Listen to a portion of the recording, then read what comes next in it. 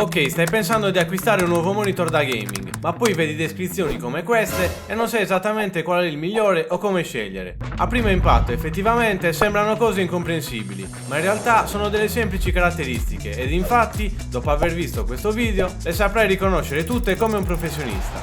Analizziamo quindi le cose da sapere prima di acquistare un monitor da gaming partendo da questa descrizione. Dopo la marca e il modello del monitor, in genere ci sono le sue dimensioni. Questo, per esempio, ha uno schermo di 27 pollici, una misura inglese che nei monitor indica la lunghezza diagonale. Ma quali sono le dimensioni ottimali per un monitor da gaming? Se sei un giocatore competitivo, per una questione di praticità ti consiglio di prendere qualcosa tra i 24 e i 27 pollici, con 32 pollici come dimensione massima. Io ho sempre giocato su un monitor da 24 pollici, ti sembrerà poco, ma ti assicuro che anche solamente 3 pollici in più possono fare una grande differenza, e non sempre positiva. Devi sapere infatti che avere uno schermo più grande non vuol dire avere un vantaggio, perché aumentando le dimensioni dello schermo i pixel si allargano, a meno che ovviamente non aumenti il numero di pixel grazie ad un pannello con una risoluzione superiore.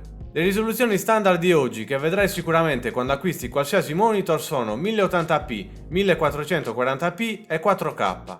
Questi numeri si riferiscono alla quantità di pixel nella linea verticale dello schermo, ma in poche parole, più alto il numero di pixel, migliore sarà la definizione del pannello. Assieme al numero che rappresenta la risoluzione, poi, potresti vedere anche termini come HD, FHD, QHD, eccetera.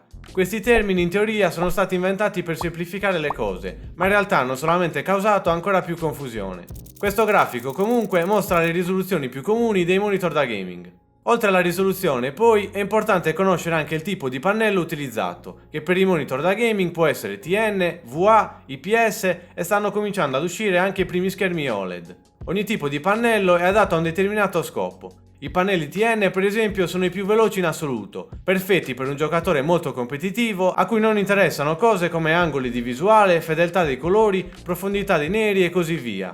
Gli schermi VA hanno un tempo di risposta più alto, ma la loro capacità di spegnere la retroilluminazione gli permette di raggiungere dei neri molto profondi ed un contrasto elevato. I pannelli IPS invece sono i più apprezzati del momento. Hanno ottimi angoli di visione, colori accurati, tempi di risposta bassi, quasi come i pannelli TN, ma a differenza degli schermi VA sono spesso soggetti a fenomeni come il backlight bleeding.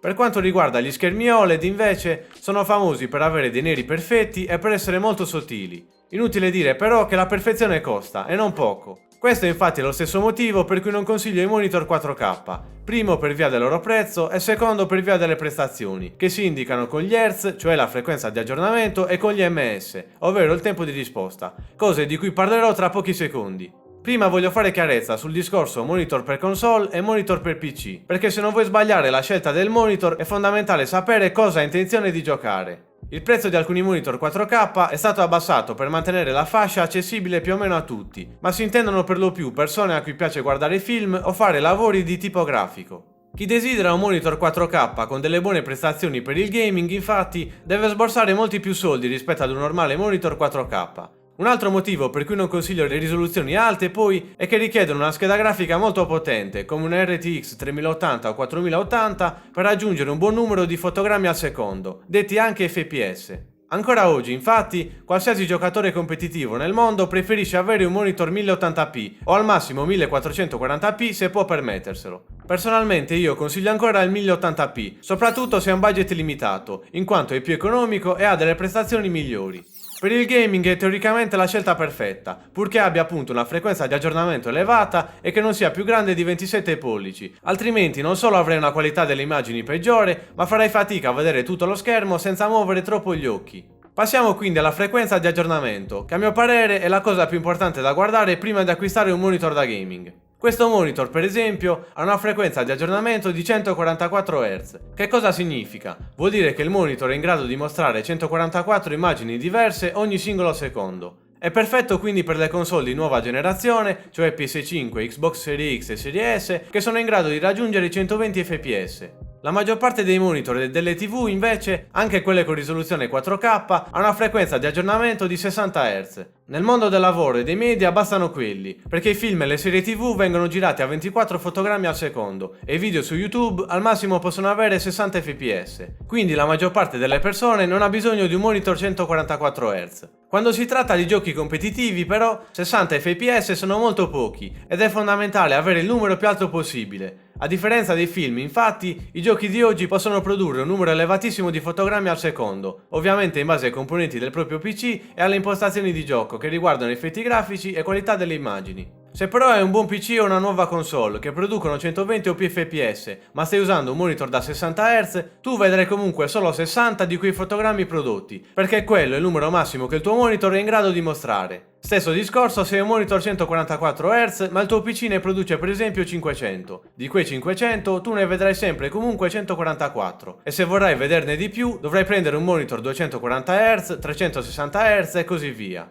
Quindi tutto dipende da che console o PC hai, ma anche da cosa hai intenzione di giocare. Se ti piacciono i giochi di ruolo immersivi con grafiche elevate e quindi pochi fps, puoi tranquillamente prendere un monitor 4K con pannello VA o IPS. Se invece ti piacciono i giochi più intensi e competitivi, dove quindi giocherai con grafiche al minimo ed fps alti, ti converrà prendere un monitor 1080p con pannello TN. Qui infatti è fondamentale vedere il gioco in maniera più fluida possibile. Questo significa che sarebbe meglio prendere un monitor 1080p 240 Hz invece di un 1440p 144 Hz. Non solo ti aiuterebbe a mirare meglio, ma anche a reagire più in fretta. Un monitor con risoluzione 1440p, pannello IPS 144 Hz infatti sarebbe semplicemente una via di mezzo non molto conveniente. Un altro fattore che riguarda la velocità poi è il tempo di risposta. Nelle descrizioni dei monitor vedrai spesso numeri come 5 millisecondi, 1 millisecondo, 0,5 millisecondi, eccetera. Questa è la quantità di tempo necessaria al monitor per mostrare l'azione eseguita, detto anche input lag o input delay. Ovviamente più basso è questo numero, migliore sarà il monitor e di conseguenza anche la tua esperienza di gioco. Personalmente non consiglio un monitor con più di 5 millisecondi di ritardo, ma in ogni caso oggi l'opzione più comune è 1 millisecondo, anche se in realtà la maggior parte delle volte questo valore risulta essere più alto di quanto dichiarato. A meno che tu non sia un professionista, comunque non pensarci troppo, perché notare i millisecondi di differenza è una cosa abbastanza difficile.